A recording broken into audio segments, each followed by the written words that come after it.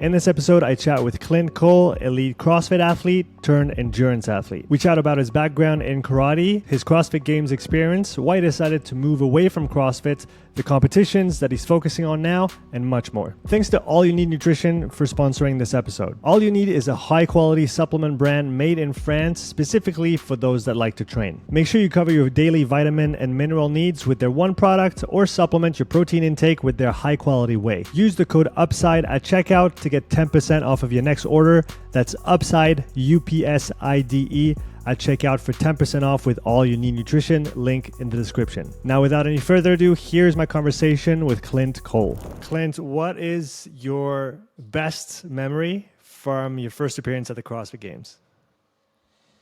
The first thing that come in mind is walking through the tunnel in the arena because it's kind of what I was watching on the documentary, back in the day, and just watching like Catherine or Fraser just running into the tunnel and then going on the floor with like the crowd and everything. Just it's where it really kick and you just like, oh yeah, I'm at the CrossFit game. The rig outside it's something that you will never experience anywhere, but I think the tunnel is the main one. Is okay, I'm in it now. I'm what I watch for years, and now I'm over there. So yeah, this was a pretty cool moment. Yeah.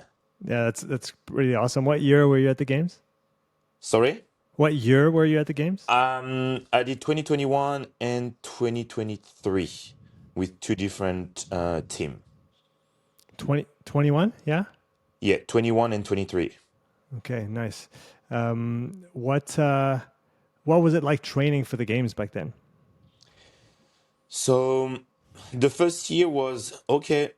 Team, it's a different level because I feel like the stress of not letting the team down just really kick, and it's something that I never really experienced before. A little bit with Julian when we are doing like team competition, like Swiss Alpine Battle and everything, but in a team of four and going to the games, it's just like okay, now you definitely don't want to miss a training. You want to stay pain free. So yeah, there is a few things that just adds up.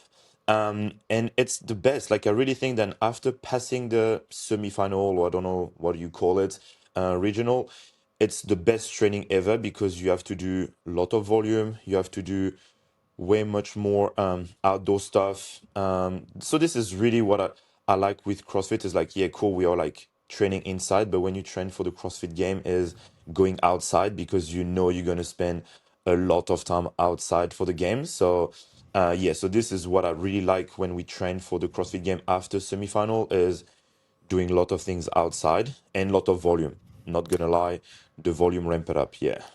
It's interesting. I was talking with Colin, the Swiss athlete, recently, and we talked about this as well, saying that essentially, depending on what level you're at in the CrossFit kind of universe, whether you're at the open level, the quarterfinal, semifinal, or games level, the training's not the same because the demands are actually not the same. Even Uh, though you'll find the same movements, you'll find, kind of, we have an idea of what the time domain is going to be, of what how it's going to be organized, but it's not the same training. It's definitely not. And for me, where I realized that it was especially when I was like coaching people who wants to go as far as they can in CrossFit is okay, we're gonna start with bringing the fitness and the skill level up.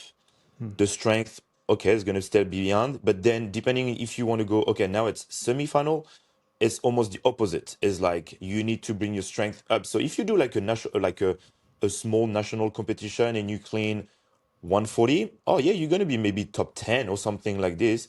But then if you go to semi-final with like a 140 clean, you're last. Like you're dead last. And you're not gonna even qualify because you're gonna get the worst score. So it's like, yes, it's a very like different depending on where you want to go, and you're not gonna have the same I would say focus. But yeah, and I think the strength people don't realize that, oh, but yeah, but I did this comp, I was not too bad on my strength. Nah, it doesn't work like this. When you go just a level higher, it's a completely different CrossFit. Like, and again, when you go even higher, it's even more something a little bit different than it's yeah, you cannot even match. It's not. It's almost different sports. It's almost different sport at different level, like you say, open, semi, and then games. Yeah. Mhm. At the games themselves, so you talked about the volume and the outdoor stuff. What was the hardest thing for you the first time around at the games, physically compared to what you had seen in other competitions before, not at the games? Um, I don't know if it's because you're at the games, you want to give everything, but you say that to every competition, just like when you go to a comp, you just want to do your best. So of course, at the end of 4 days of doing some pretty cool and tough workout, of course, the body is beaten. But with the programming that I had, I think we were prepared the most as we can because again, it's not like looking at what the others or where we rank. We did our best with our capabilities. So, and then I think then the prep was good. I think on both year the prep was good. We still learn, of course, like it never can go as planned. But yeah, don't I didn't feel like I was not prepared. Like we did what we had to do, and of course, when you're at the game, you just give you 100% because you're gonna go over there maybe just once in your life. So you're just gonna at least give your best. Do you remember some of the events of the first time around, or do some events stand out in your mind, even if it's not the detailed workout? Oh yeah, I think one that I remember was this Warwalks heavy thrusters. So it was and one team had to do less Warwalks but more thrusters, and the other one was the opposite around. So this one was a very grindy one. Of course, being outside and pushing the bob. Of course, it's pretty cool. Like when you see Froning doing this with this team, like effortless, and then you go and you try to push the bob. It doesn't move like Froning, But no, this was pretty cool experience too. This was for the first year. Second year, the snatch and clean and jerk outside. Always loved lifting heavy on the comp floor. I think it's the only time where it needs to be. And yeah, doing this outside with Kendall, my teammate, was pretty cool. Yeah. Yeah, I went to the games this year, and I definitely missed the. Not that I had been before; it was my first time at the games, but I wish there was the turf Oh yeah, again, and I yeah, hope it comes back in future years, like you said, with the massive rig and yeah. with events that you can't really replicate indoors, right? Nah. It's a different setting. Talk about that, competition floor in and of itself. Oh yeah, like like of course for them to be able to create workout that you cannot do inside this massive rig with like the rope that goes, you never think there is never ending. Yeah, it's just cool, and it's just a different atmosphere. Of course, the indoor, every competition, if it's indoor, it will feel this almost the same, but the outside one with this massive rig, and of course like having, I remember in 20, what was the, I think it was 2023, there was like we have to go over and under log and everything. So yeah, it was just stuff that you will never do, and this is where what I love about the CrossFit game is like at least I'm gonna do something that not many people did. Not even just going to the games, but doing workouts, because it's kind of what we love is like doing a known workout and going to the games and doing things that you will never do anywhere else, like going over a log or carrying some jerry can or something like this. This is what I love. Is like, okay, I did something that was completely different than what we how we train or everything. So yeah, no, this was pretty cool. What was the time span between when you started CrossFit and then when you managed to qualify and go to the games? So I started CrossFit in 2015 in Australia. I was in Australia for like a working holiday visa and went to gyms, and it was CrossFit. So just like, oh, I'm starting to enjoy this type of training. And I was living very close to Brisbane, and there was a level one course, and I said, "Oh, I'm gonna do this." So I pretty much learned CrossFit on the course, like on the level one manual, because it was very new for me. So I did this, came back to France, Annecy, and there was three gym open almost in the same time in my town, and few of my friend was going to one. and so I just choose this gym because my friend was already there. And my first appearance at the CrossFit Game was 2021, so it was 7, 8 years later. Went to the games, and then another time 2 years later. So yeah, it was a long journey. Yeah. What was your background before getting into CrossFit? You want the short or the long version? Both. uh, so the main sport was, and I always hard for me to say it in English. It's karate, like martial arts, Karate. Yeah. karate. Yeah. So I did this for 15 years. I did my third, what do you call, third grade black belt or something like this. I think Hmm. it's what you said in English. And I felt that I did I had enough. I wanted, at least was the, I would say, the minimum to feel that you really learn karate and you didn't stop just at becoming black belt, because I felt at that time was kind of easy to get it, or they were almost like giving it to you, then going for the second and then the third. Okay, it just like means that I had again to kind of work a little bit harder and deeper for to make it happen. And on the same time, the last kind of couple years, starting to dance. At the start with was when one of my ex, but then I shift to individual dance, so it's just like ballet, and that I love because it was very close to this very strict, like same as martial arts, like you have to recreate the same movement. It's not like you're not free, it's like it needs to be that way and not. And so this, I loved it. And then of course doing like contemporary, whereas the opposite, you have to create your own thing. And hip hop a little bit. um and this was really the thing that I was like, every week I had to go somewhere to train. And then of course with friends, during the weekend, during holidays, living in the Alps, was skiing, skateboarding, some paragliding with my father. Yeah, a lot of like outdoor stuff.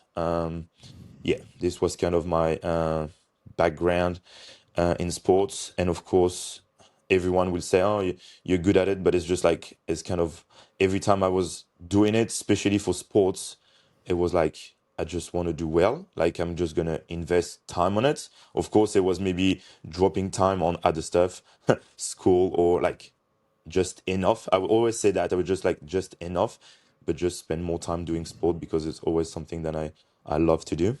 Going back to karate, can you tell me more about the how the belts work and how you go from one belt to the next? What's the process? I think if you if you're kind of if you train every week, you're gonna get pretty much one belt per year almost, or sometimes it's like half a color per year. So I think if I remember, there is white, yellow, orange, blue, brown, and then black. So already here, if you just get half a color, it's already, or just a color, it's 6 years. Mm. And then you get, but the first, I had to wait 1 or 2 years because the black belt was, you needed to get like 16 or years old to get it or something like this. So I had to wait because I was brown belt a little bit too soon. But then when you go to from one first, second, or third grade black belt, you have to wait the amount of year than the next belt. So for the third grade black belt, I had to wait 3 years, Mm. or at least I had to train for 3 years to prep before being able to go to the, I don't know how you call it, like not seminar, but like yeah, this kind of test where you're gonna show your skills to way higher sensei, and see if you have the the skill. But yeah, so yeah, so means that when you go from, let's say, for you, someone who teach karate and is like fifth and he wants to go for his sixth grade black belt, he needs to wait 6 years. So it's just, yeah, it's pretty incredible. It Yeah. compounds pretty quickly when you get up there. Yes. Yes. 100%. 100%. Yeah. Talk about karate as a discipline, because there's the, do you call them kata, Yes. the kind of essentially it's almost like a choreography of movements, right, that you have to link together.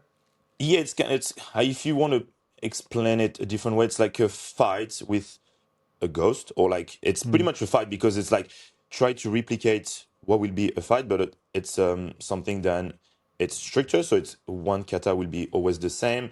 Um, and yeah, this is you need to do it the best way possible with the most energy. I was not the best at this. I don't know if it was because of my fiber muscle or everything. I never been like that sharp on the movement, so I was more on the fight or like combat on the other side. So there was like kind of when you do karate, there was two sides. Like you're better at kata or you're better to do the um, fighting one or the combat one. So I was more on this side. But yeah, Do so you this have to do both to move up in belts? yes, to move out in belt, yes. No, no. On move out in belt, you just need to do kata plus other stuff than Mm. required. But then for competing, you can choose both or one or the other depending on where you kind of better. So I was a slightly bit better in the other side. But you were talking about the discipline, and for me, Mm. what it really, yeah, a couple years ago, I really understand that is like for 15 years every week, at least 2 to 3 times a week, I had to train, and it was not even like, oh, I want to, or it's just like I was going to train 3 times a week. So for me now, going to train almost every single day is just like it's just part of what it is because for 15 years I was going to train. So, and then on top of that, there was like the what you had to do over there, and it was very like strict, or in terms of like how good the movement needs to be. But even before that, it's just like showing up to the place and train. So yeah, discipline is it's been there since a long time. Yeah, and I guess the more you do it, the less you need to invest energy in staying disciplined in it, right? Like you said, it's building a routine, it's building a habit, and I think that's probably the best thing you can do for kids is Oh instill yeah. that regularity of training and physical activity every week, multiple times a week, so that it just becomes part of who they are. Because we know that whether you want to perform in a sport, or if you just want to be healthy, the regularity is going to be the main thing, right? Oh, 100%.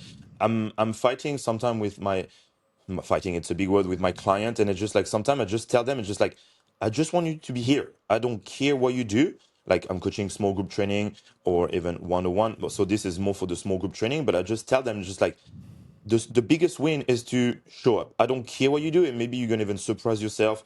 But I want you to stack days, and you will get further, even if you stack smaller days than waiting. Than oh, I feel good today, or I didn't have a bad day to train. And for me, this is really important. And everyone understand that is like is not how good or how quality your session will be. It's by stacking way so many of them, then it will compound. It will, and then you will just continue. And more you're gonna do it, the less you're gonna feel like it's hard to choose yes or no, and you're just gonna do it anyway. Doesn't matter the outcome of it. And I think people are just waiting too much, like thinking too much of the outcome, but don't. And sometimes you're gonna, and me the first, surprise yourself when you go to the gym. It's just like fuck, I don't want it. But then you're just like shit, I did all my percentage, and it went very well, and it was a really good day of training, you know.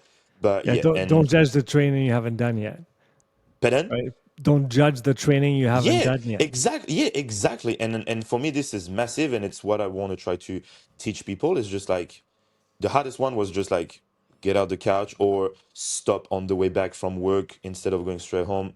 Just stop at the gym. But even if you're tired or anything, just do a little bit. And when you're there, you will do more than you think you wanted to. And this is massive. And for the kids, it's the same. It's like it's just doing a lot. I really think than trying a lot of different sports, of course, maybe finding one and try to go as far as you can on one and not just bouncing from one to another too often. But of course, playing and doing a lot of different things, this is very important. Um, but yeah, discipline, I think it's been there for a long time. Yeah, so we talked about your journey through karate.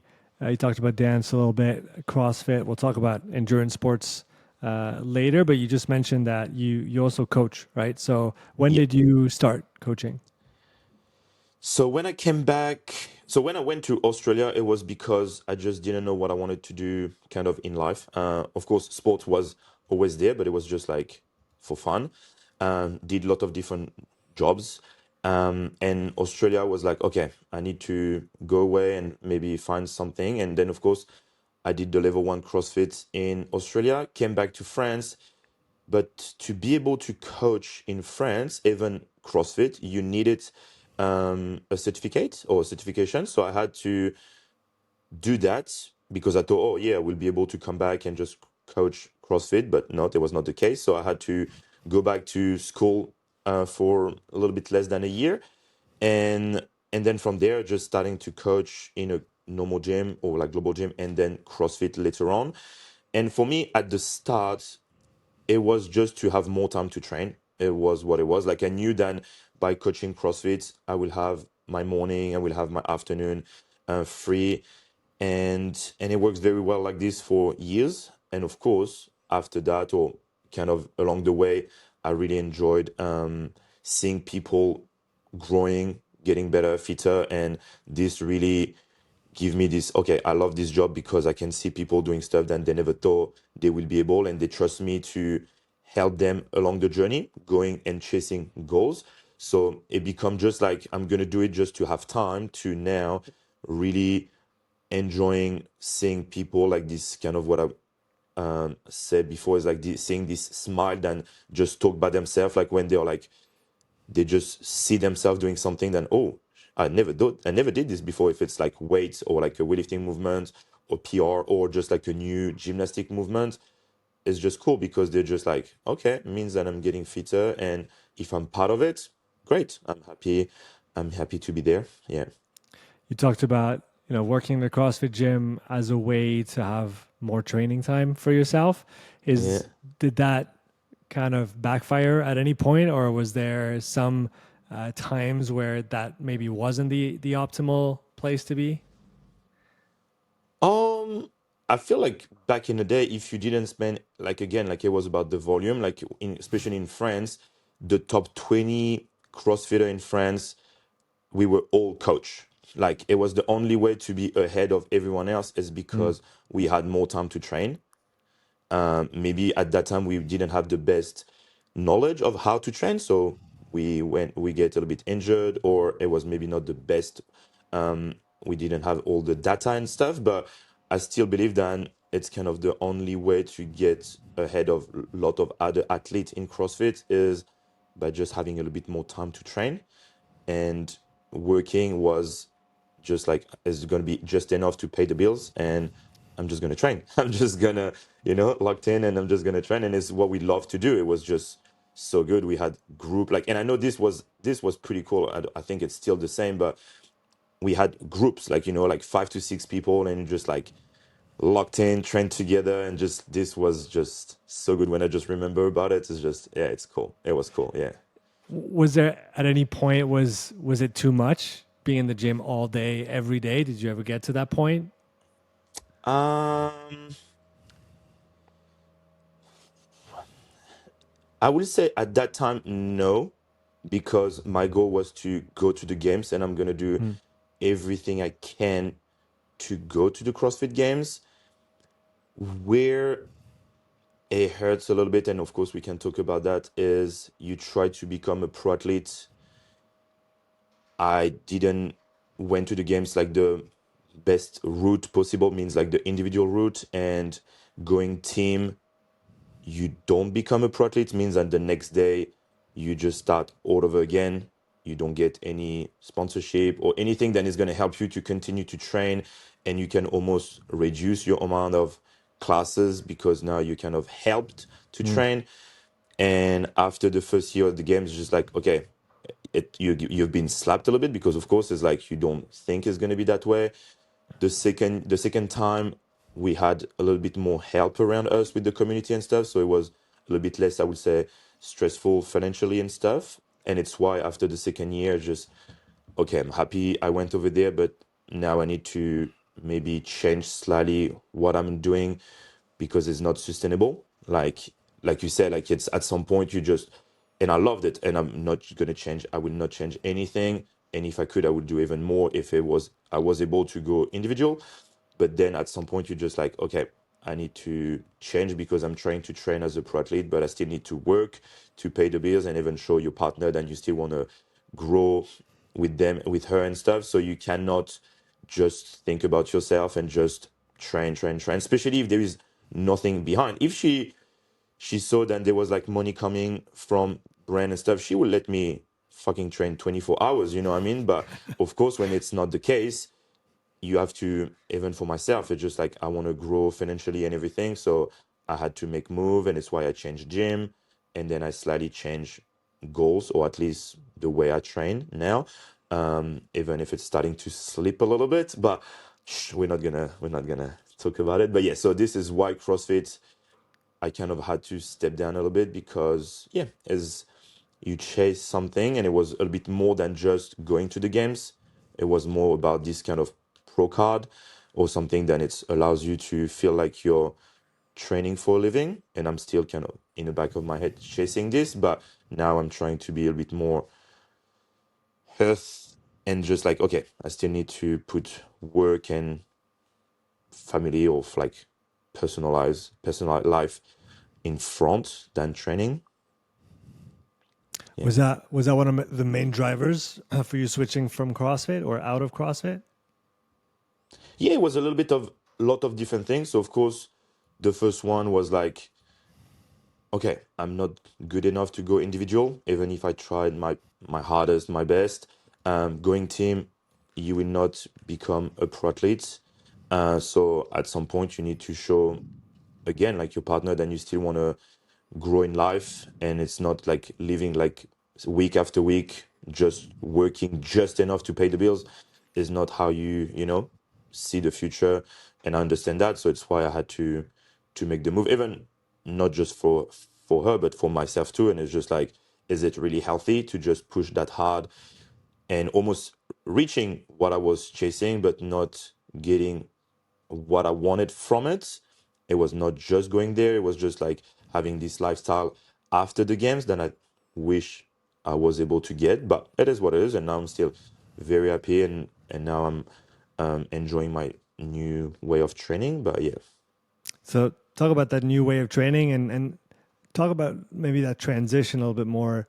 When did you decide that it was time to move away from CrossFit, or at least the competition aspect, and trying to reach that goal that you had in mind? And how did you pick your next challenge?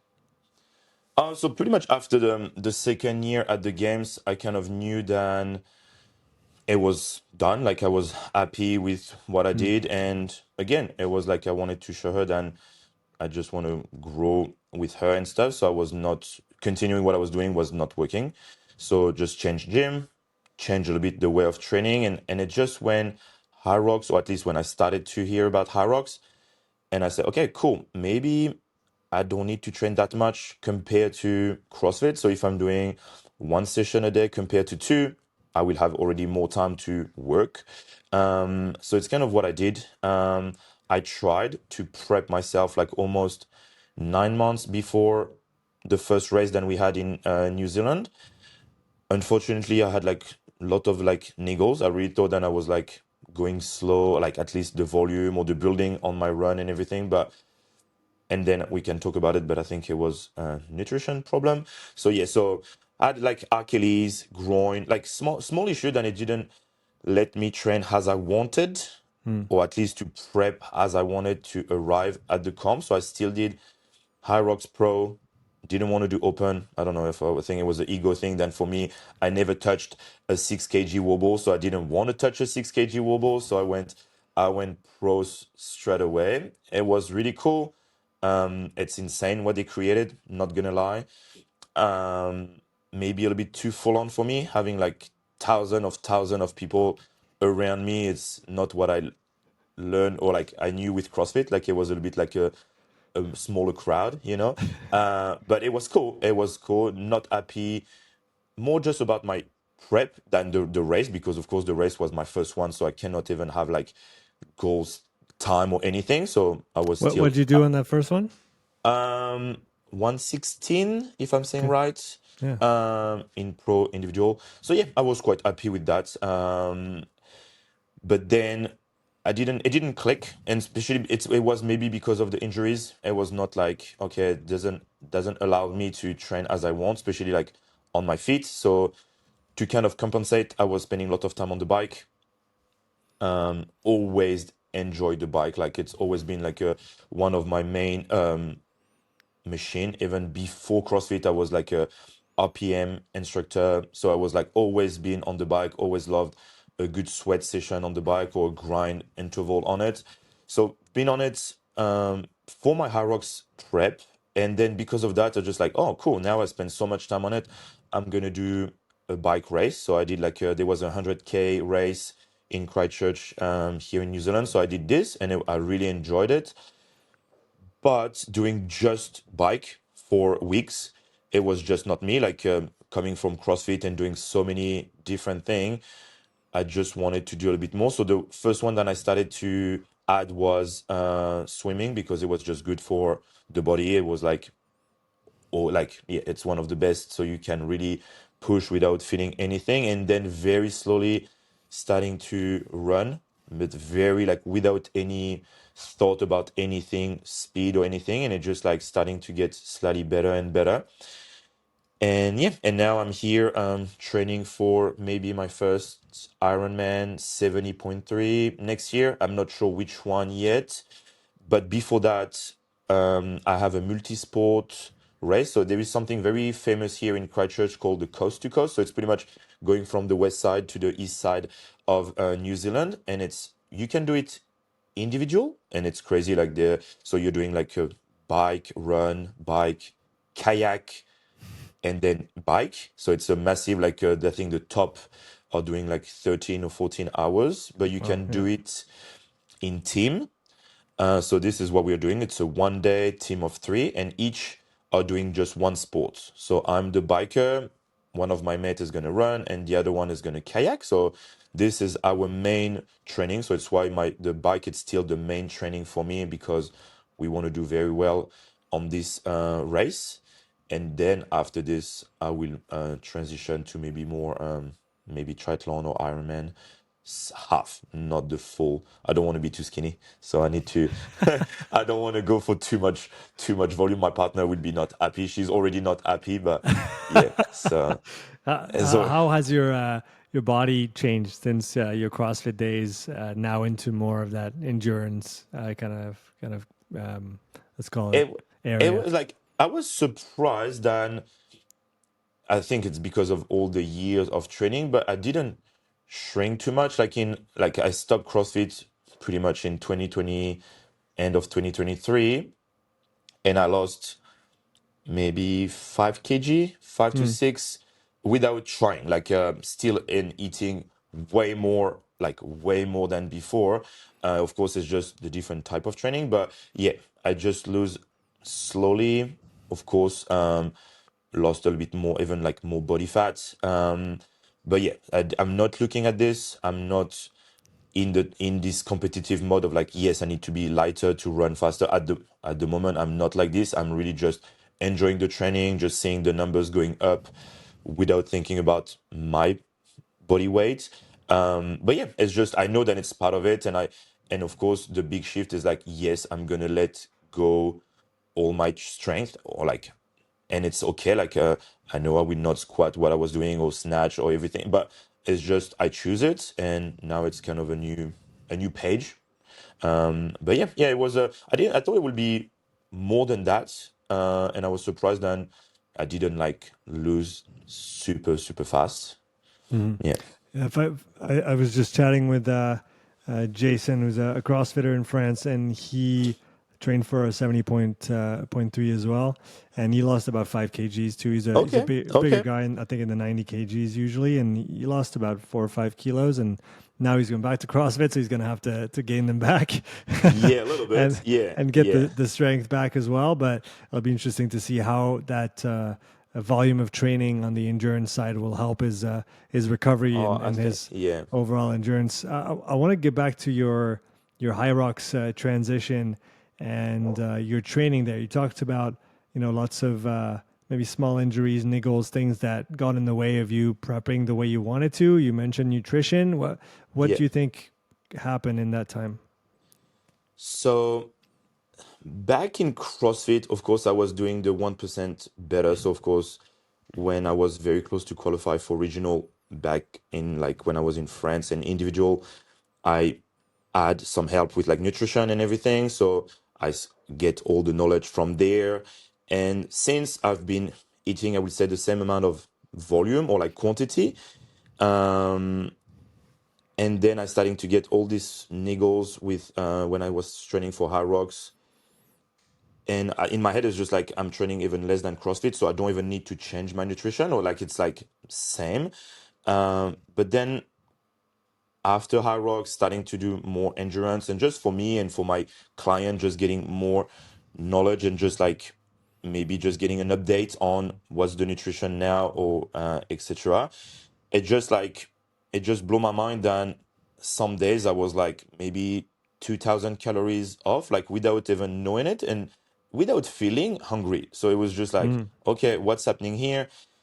And there was these things. There is this triathlete, Lionel Sanders, and he talked about, and I forgot this name in English, and it was like about the when you don't eat enough, especially with like endurance. Red S. Exactly, yeah, Redis, Yeah. yes. And it's just like, okay, I'm gonna dial a little bit my nutrition and understand a little bit more. And yeah, and it's where it's just like, okay, I'm way low than I need to be. And just like, okay, now I can start to understand maybe why I was getting injured with my running during my running prep. So I just added, and of course, you just check the weight. If the weight goes up, means then you just eat way too much. But the weight was still continuing to go slightly down. I was, like I said, like I was almost like losing body fat by adding so much more carbs, and yeah, and it's just what it is. And now I'm pain free. I'm back on like intervals. And yeah, and it's just like, okay, now I need to be sometimes it's not being scared or afraid to eat more. And it's weird, but eat more and you're gonna lose weight, or you're gonna be doing some better performance. And yeah, so it was very like mind-blowing stuff a little bit. Then I was like, okay, maybe even during my last couple years of CrossFit, I was maybe way too low. But in my head, it's just like, if you're not hungry, you're fine. It's like kind of, Mm. I always think like this. If my body asks me to eat, I will never restrict myself. Like for sure, like if I'm hungry, I will eat. But I never felt like, oh, maybe it was maybe not enough. So yeah, so this is just like, and now I'm way better. Yeah. And I guess you have to learn how to diagnose the problem too, right? Because in your case, it was undernutrition. For some, it might be just too aggressive volume Yes, increase a and hundred or percent. intensity increase, or just a modality increase where you've run 10K a week maybe at the most, and then you go into the 30, Yeah, 40, 50s and yeah, above really fast, and that can obviously become a problem. But like you said, in your case, you were progressive with the running. You didn't go all out, even though you had trained with much higher volumes in the past. So it was more of what you were taking in, and you couldn't fully recover from what you were doing, even though you were training less than before. yeah, 100%. And I love data, like always the numbers. Like for me, it's always something that I don't know if it's because I'm slightly a nerd, I don't know, but it's just like always love like arch AV, what's my heart rate, all these small things that is gonna maybe help me to understand if I'm training too much, not enough, or if I'm recovered enough, or all these things. And yeah, and I was not really able to pinpoint why I was like getting injured with this running, and because I was definitely not doing anything worse than I was doing in CrossFit. And yeah, the body was not happy with it, but now it's way better. And yeah, and I'm stoked because of course, like being pain free, I think it's the main thing for me, and what I try to teach my client. Like every time someone tell me like, oh, I have a niggle or anything, it's just like, don't let it go. Like, yes, it's normal that the body adapts. So for a week, it needs to go somewhere and then it needs to bounce somewhere else. But if it stays for more than 2 to 3 weeks, just start the protocol, physio, chiro, and then just do all the scan or something that you need, because staying with something that you don't know what it is, it will never get better. At least if you can pinpoint what it is, and you at least you have an idea of what you need to do, rest, rehab, or something more than that. But yeah, so for me, it's always what I try to, for the long term and healthy life, it's being pain free, because otherwise it's just too much on the brain. Like it's just feeling like sore every time you wake up or you do something with your kids or something is not how I want my client to be. And of course, I'm trying to do it first on myself and then to transfer it on my clients. Yeah. What would you say was your biggest maybe learning point going from CrossFit to more endurance sports? You you don't need to sell your soul every single fucking workout. My gosh. Say it We again. we don't need to sell our soul every single workout. And I'm gonna explain. Is in CrossFit, and again, maybe is and now I like with like I'm watching like the word science and all this kind of stuff about threshold work because of course he learned from triathlete or endurance sports and I'm learning too and I'm gonna say it like I enjoy so much how I train, even if it's maybe more volume, but I'm not going to the pain cave every week, not even maybe once a week.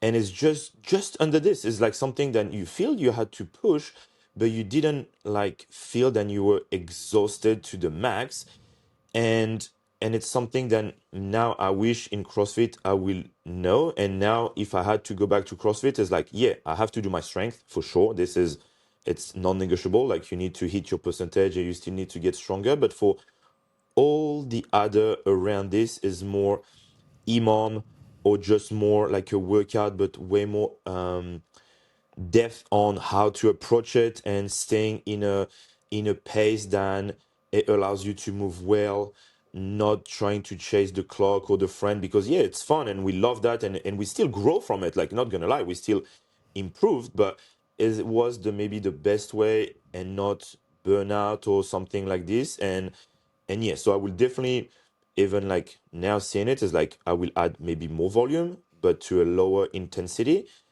We did that a little bit at the end of my career, but it was still going hard at least once a day or like in a workout. And we thought that we cannot skip a workout a day or something or like the big picture. But yeah, it's kind of and now what I'm love is just like, okay, I'm just gonna do a lot of workouts or like session.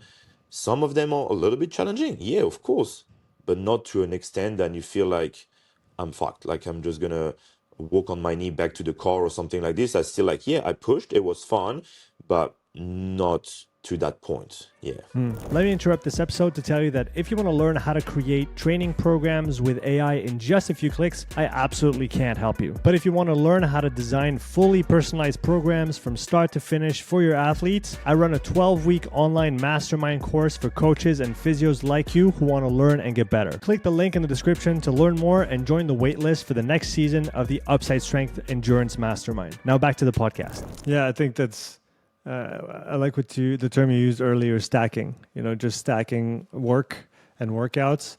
Yeah. And obviously, if you do them a little bit less hard, you can do more of them. And again, I think there's phases, right? And as a beginner who hasn't been exposed to high intensity, I think it makes sense to go hard. And if you're progressing and if you're not hurting yourself or getting hurt, then it's probably the right thing to do for you right now. And Oh yeah, 100%. then Yeah. the conversation changes when you hit a plateau, when you start to hurt all the time, when you're not increasing in performance, when you start feeling less motivation for training. All those are signs that maybe now we need to shift things a little bit. But it's hard because for a while doing more harder is the answer, and then all of a sudden it actually becomes what's going to keep like hold you back, right? So Yeah. so it's Yeah. it's hard to shift, I guess, that mindset and know when to shift it as well. Because again, the hard stuff often will work for a while or even a long period of time, Yeah. depending on where you started. No, I think what you said is like it's very important about this. If it's someone who goes to the gym just 3 times a week, yeah, you need to go hard every single session, is what it is. Like you need to go hard for 3 times a week minimum. But then when you start to add four, five, six double session, there will still be the 20%, and it will still be more than this person doing three hard sessions a week. But if we want to be able to train that much in a week, we just need to drop the intensity, and it's just what it is, and we just learn from what's around us with like the endurance sports, and they are, I think, the best to follow in this kind of way of training. And now I can really see that CrossFit is really trying to dial this is about maybe volume at a lower intensity. Not gonna lie, there is still, and I think, and it's kind of what I feel when I'm on the bike and I have to go hard. When you know that it's just gonna be once, you're gonna be able to get to this kind of slightly higher level too. And it's maybe what happened when I was in CrossFit. It was just like you kind of plateau your high intensity because you're going over there too often. Then if you spend more time slightly lower, but then when you ask the body to go full send, it just go even higher. And it's what I felt like now with my endurance training when I went to CrossFit for just like a workout. I feel like my energy is just like endless. Like I just can put, of course, like if there is too much weight or everything, it's different, a different story. But if I'm asking to go for high intensity, I can go, I feel than what I remember, I can go higher and hurt for a little bit longer just because the jar of energy is just like so big. Then it's just like, okay, there is still 2 minutes. I'm going to be able to push now. Than before I was pushing maybe just the last minute because I know that I'm going to be empty at the end of the clock or something like this. So it's very interesting that, yeah, I felt quite good. Like the last couple times that I went to CrossFit, I felt good, but I was sore for like, I remember doing like a workout with some thrusters, and I was sore for 7 days. I had to not do anything for 7 days. My legs was not good. I really thought that I had something worse than that because I was not able to do anything. Because the mind say, oh yeah, 40 kg thrusters, easy. So let's smash it. No, now the body was not happy with that. The body Yeah. was not happy.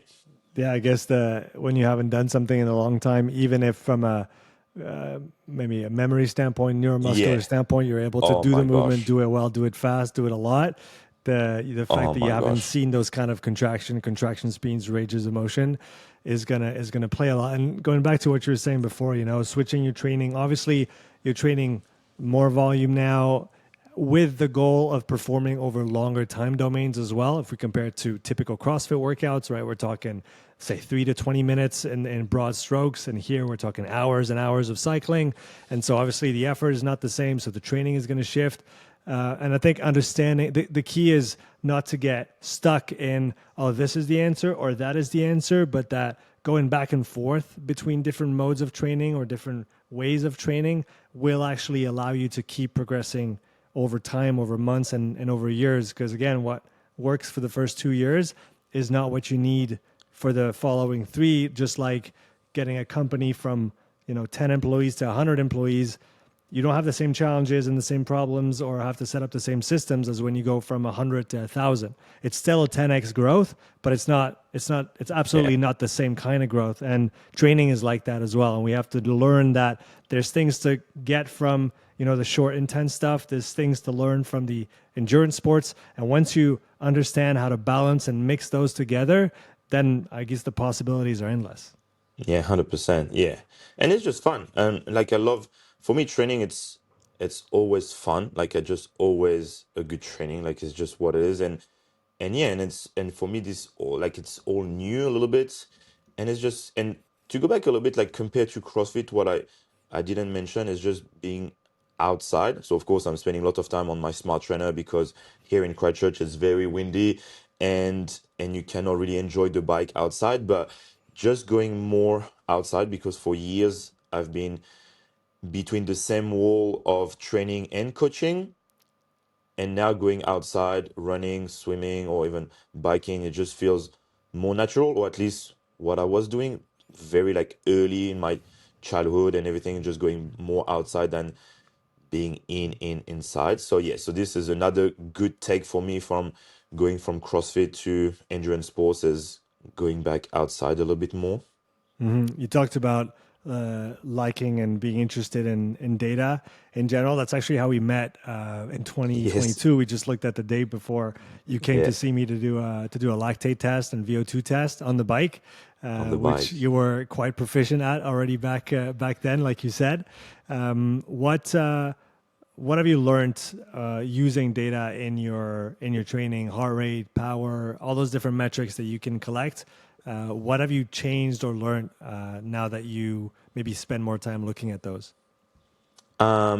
But first is the where I'm gonna sit for every session. Like, of course, working with Evan from All Out Training is all about, again, is not doing too much sometimes, and even right now, like I'm still sometimes it's just like for some workout I'm still too high. Like it's what it is, and it's sometimes it's hard. Like for us, like being competitive, we always think that we need to do more or it's not going to be enough or something like this, and just having the numbers, at least it doesn't lie. Like and I'm fighting with my client too with like the how to manage the zone too. So sometimes it doesn't work and you're the first one to say it. Then sometimes it's about how you feel and not just looking at the numbers, because it can be wrong or at least not accurate for everyone. So yeah, so for me it's all these small things that I will use for myself, then I will just transfer on clients. And yeah, I really think that the heart rate, it's one of the best tool if it's done well. Like I'm fighting people to not use the watch and the chest strap. Like for me is, don't use something that it will give you weird data if your hands is over your head or below your knee, you know what I mean? So it's just like, again, I like to use accurate number. But yeah, so for me it's all about being sure to work in the right zone.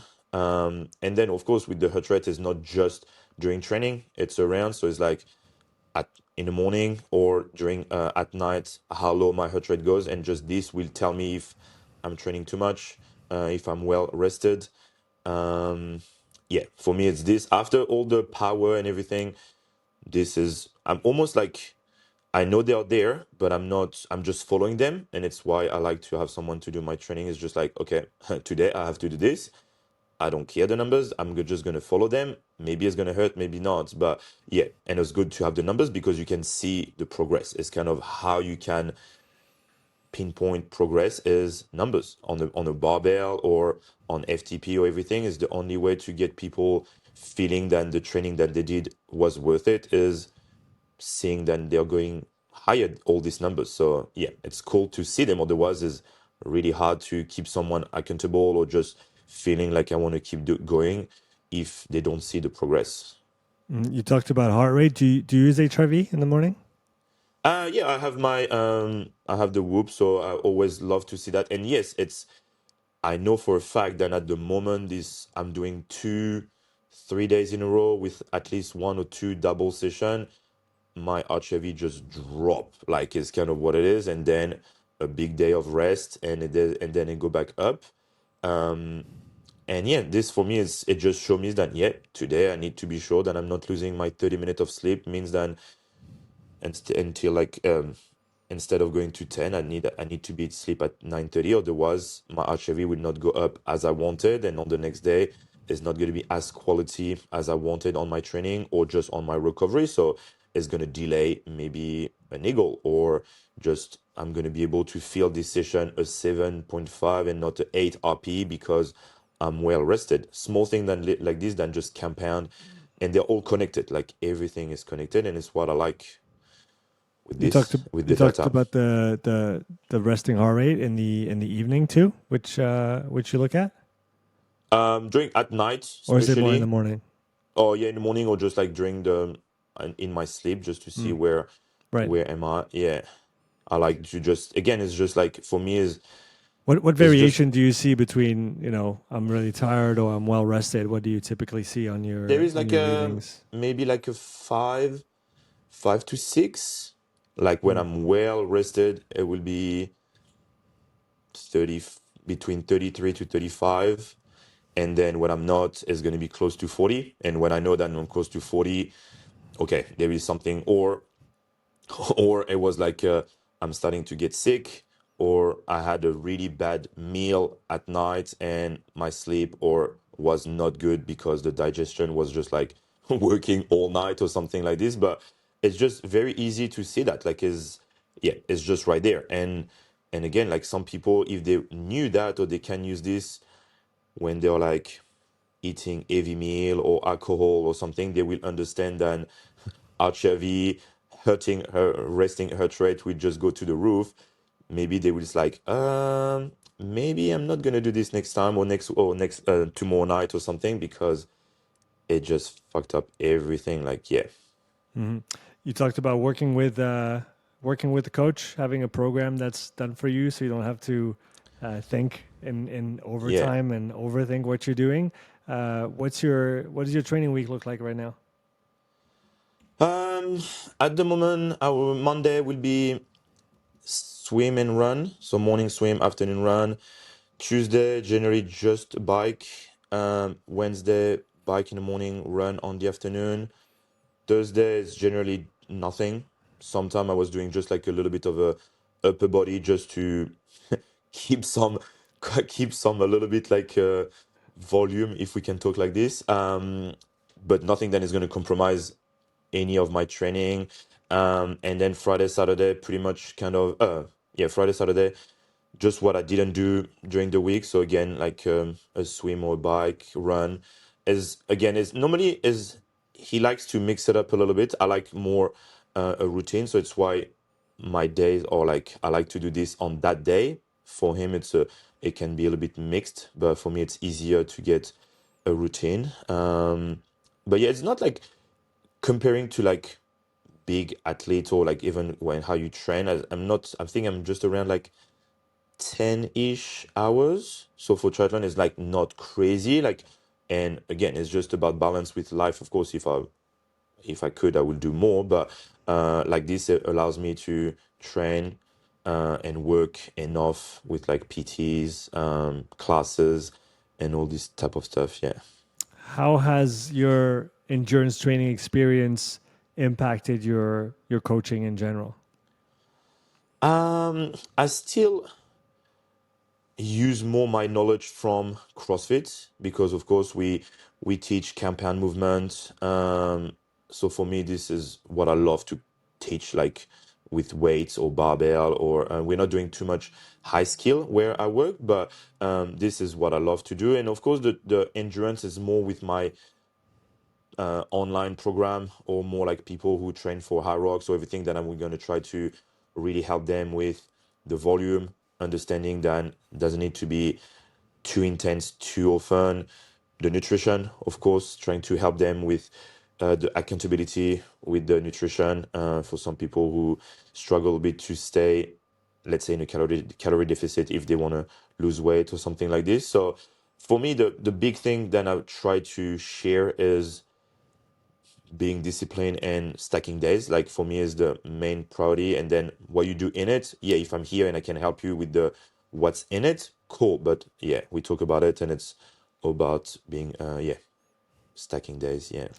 You talked about going back to CrossFit once in a while. Is it something that you miss? Oh, I will always miss the methodology. Like for me, CrossFit is just a playground for adults. Like it's just so cool. Like of course I'm lucky enough then to have a body that allows me to, and I train for it, like to walk on my hands, rope climbs. Some people cannot, and I understand that maybe for them can maybe feel frustrating or overwhelming to just even think about like I need to spend time to learn it. But I still think that when you start seeing a little bit of progress, you will just keep going because you will just like, oh, I starting to just do a kick to extend, and then now I can walk closer to the wall, and now I can do it with someone like helping me or something. So yeah, is I really think that CrossFit is just awesome because it just prep the body without talking intensity or anything. It's just it just make the best body. Like you can handle so much stuff in life, lifting your kids, playing with your kids, just like everything in life that people don't see the benefits or they're gonna regret, not even just CrossFit, but just training in general. Like, yeah, we need to move. We need to be able to squat. We need to be able to just, these people don't realize that if you cannot stand from the floor, you're fucked. So, and I talk because I know my grandparents happen to not be able to stand, and it's scary. And if we want to be able to not need anyone around us as long as we can, we need to be able to do all these things. And if we want to be able to stand, we need muscle in our legs, in our arms, shoulder, and if we don't lift weight or just exercise a little bit, you're gonna be or feeling old way sooner. You know what I mean? And people maybe don't see the later picture of themselves, and it start now, like same as saving, like you need to start now. You know, don't see the money now, but you need to start now, because, or even like, even if you didn't start, you need to start now because it's for you. Like you, yeah, it's really for yourself. It's an important lesson. I had a really cool and very simple analogy about this, and I think that's one of the reasons why CrossFit is so powerful is that endurance is longevity and then strength is function. Yeah, And if you want quality later in life, you need both. You can't just have one or the other. nah, And so blending both together in your training, or at least training both regularly, is the most important thing. And whether it's through CrossFit, whether it's through different ways of training, you need both, and you can't, yeah. or you shouldn't. I think just stick to one side of it. Oh yeah, it's just, yeah, moving the body, and of course, if you don't know how, being helped. And I think it's why I'm still like thinking that social media is great and starting to get better and better in a way, maybe not in different way, but like to show people that exercising, or teaching people or explaining why moving it's important. And it's why I'm trying still to do it on social media, is like showing them that any type of exercise it's better than not exercising.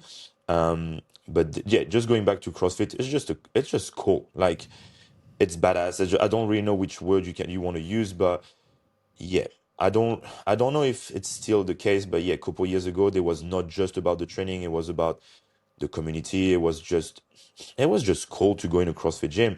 You can still find this if the owner still have this in his blood, and it's just about business. If it's not just about, and he still believe in the methodology, and he still believe in community, and you walk in a gym like this, you're not gonna leave. You're gonna stay because it just feels so good. Yeah. What advice would you give a CrossFitter who wants to spend maybe a few months doing endurance sports? Just bike. just sit on the bike. Just sit on the bike, and in a zone two. And you will see the benefits in your training. Like, as you will get fitter. Like, you just spend an hour and then slightly longer, and then you just add 2 sessions during the week, and I really believe then it will help your CrossFit. Like, your base will get bigger, and of course after, if it's boring, you can do something else. But of course, with CrossFit, being again on your feet by running or something is maybe not the best for building I would say, this big base. So being on the bike is a great way to increase that. So yeah, I really think that more CrossFitter, we just need to spend more time on the bike and just listen to podcast, and just, yeah, and just spin the legs at. And then again, this is all about like small thing, but it would be, if you're too slow on the legs, you're not going to get any benefit. So it's like spin at least at 80, 85 RPM.